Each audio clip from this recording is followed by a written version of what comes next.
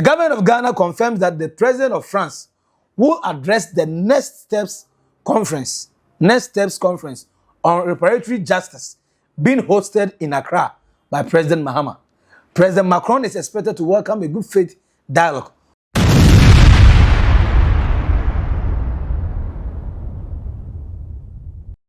Ghana signs 3 MoUs covering trade and economic cooperation, collaboration between chambers of commerce, and cooperation in agriculture with Belarus. John Mahama ago pemu ewo Belarus. Na diako dieba nyeze nyebete. Ya no man sign bilateral agreement with this MoU. Enyema ba ko mienu miensa ana yehwe anim sensa beka. Na John Mahama visite Belarus. Mamu ngase masai. Me pa cho.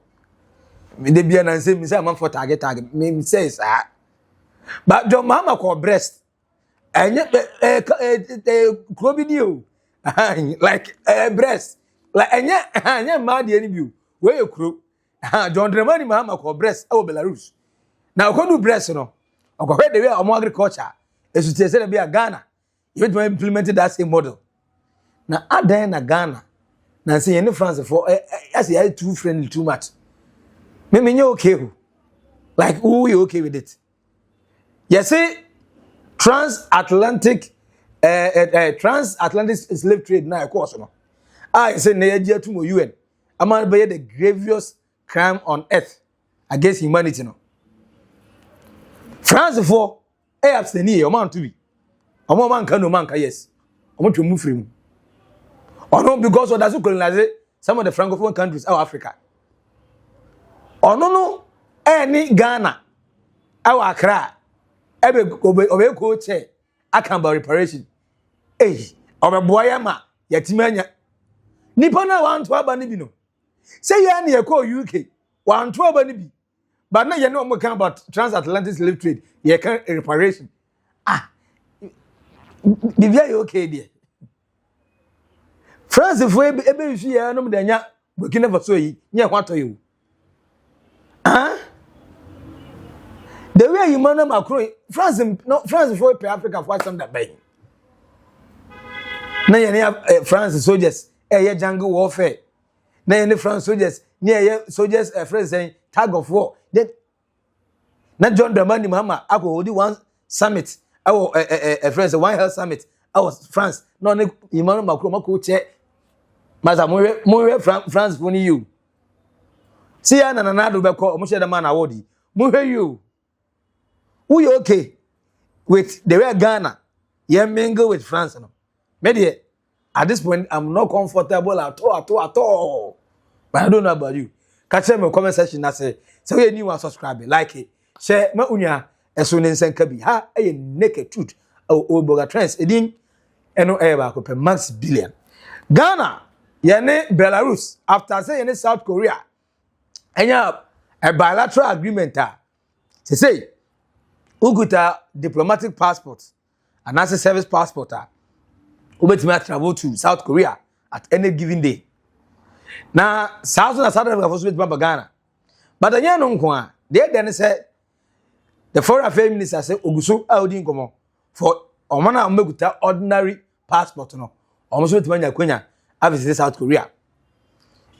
One good news. Then John Mahama say go pay Belarus. Baby okobia no one friend investors ama no go sign bilateral agreement. Enti wo say go do how say me ma nsan kwagwa. Enti mabai de munim ye no ye behwe so ne esua bi. Opa agriculture how Belarus is one of the countries almost do pa was Singapore. Modernized farming. And John Mahama say okay. And it's idea yensa MoU.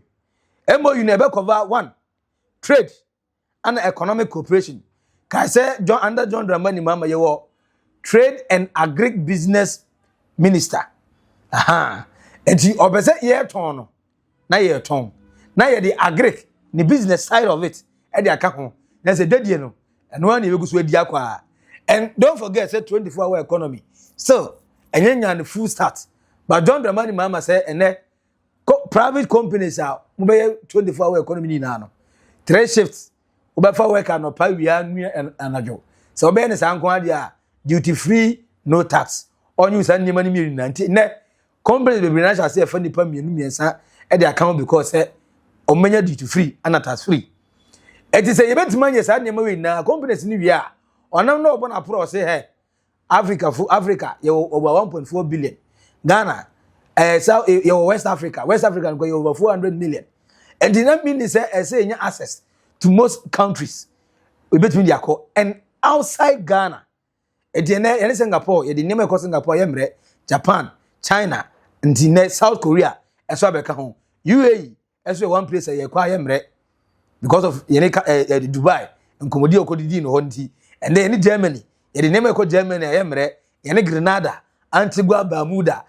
When we now countries are John Mahama for a minister, or having some agreement with them, I'm a business. So we are investor now by Ghana. Now we invest here. Simple fair. Overton when Yamano Koretu. And 54 African countries in Yano. Visa free, Yamano e-visa, free. Mumrum. Sir James says with Mabon Sudim. No.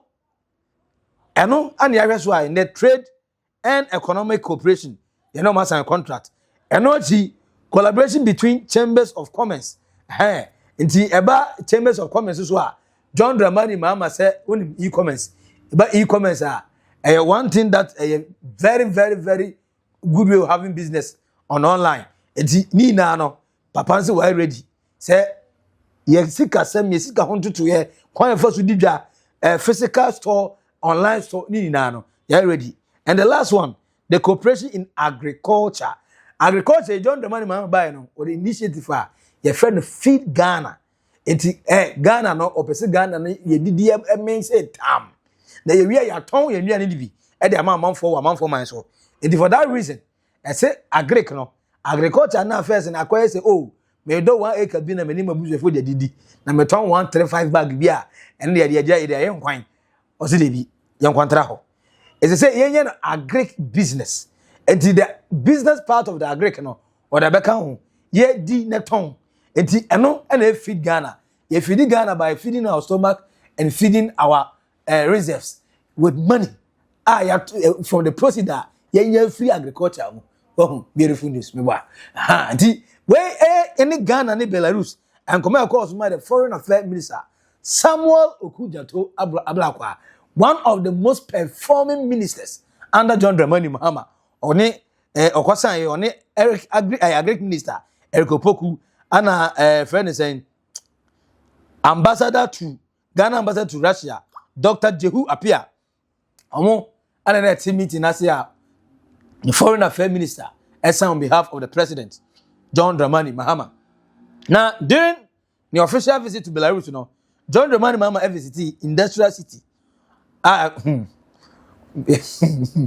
Brest Maka kroni di ze me yem dan mamu nkase maseu and John Mahama call industrial city I friend Brest BREST Brest now okopie mu hono no we na okohwe how Ghana eso betuma hwe so e dey transform your agriculture sector no na you strengthen the partnership aimed at enhancing food security eti John Mahama say kwayo ono amu kwani mapa 50 acres of cocoa and papa na dua e ba jeni according to Opoku the agri minister so obi onim jeni e do ten John Mahama Ghana ha e dey say papa no afo no bebrebe and the man is willing ready say obe make sure say obe kill every aspect of laziness or obe kill every aspect of we cannot modernize it there are so usual so say kind sanim no betwam ka so or the farmers service center at the work here for in the Bavana Quaque, or had the air course our Brest, our Belarus one, and we say, and a creonos have a contract, baby drew. Then this is the news. Me you comfortable. I don't know about you. The government of Ghana confirms that the president of France will address the next steps conference on reparatory justice being hosted in Accra by President Mahama. President Macron is expected to welcome a good faith dialogue on historical injustice against Africans and outlined France's commitment to reparatory justice following the landmark adoption of the Ghana-led UN resolution declaring the transatlantic enslavement as the gravest crime against humanity. France president is saying, Emmanuel Macron wait, me no okay. Nansen France for ni ye kasubo magro bi bintiase. Omoni ye da na bia chairman. Omema ye straight dog ignore romance o. Sa Emmanuel Macron. Onyini papa. Akwa no the way order so tata Burkina Faso. Niger ni malifo no. How on earth will such a man awarded the resources of other country from Africa for how many years now? Na de bia odiko go on nchen. Why would such a man talk about reparation? Like Obekane. Yeah, to about UN. I'm abstain here. Omanto. Now all of a sudden, you have a reparation who come out. And the same man who rejected. You Russia mona kind iron. I'm to be my. They are the countries I say no more. Kokasubum. I think about reparation in Anka. Vladimir Putin and Eba. No bet no akasa. No account about how.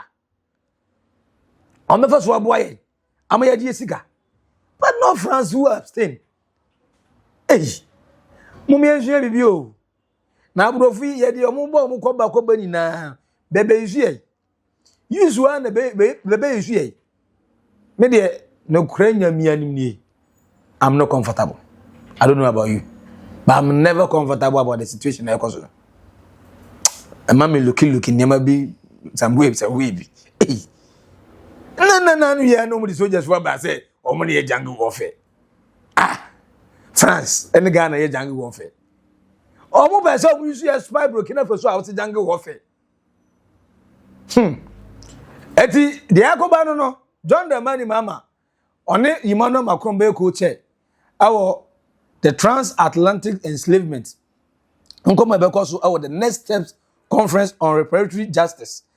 Now, made them comfortable. Where France President Emmanuel Macron never Ghana. Now the way you know Musu Elenki happen. Made them okay. What about you? Catch me. Our comment section. I see where we are. Subscribe, like it, share, monia.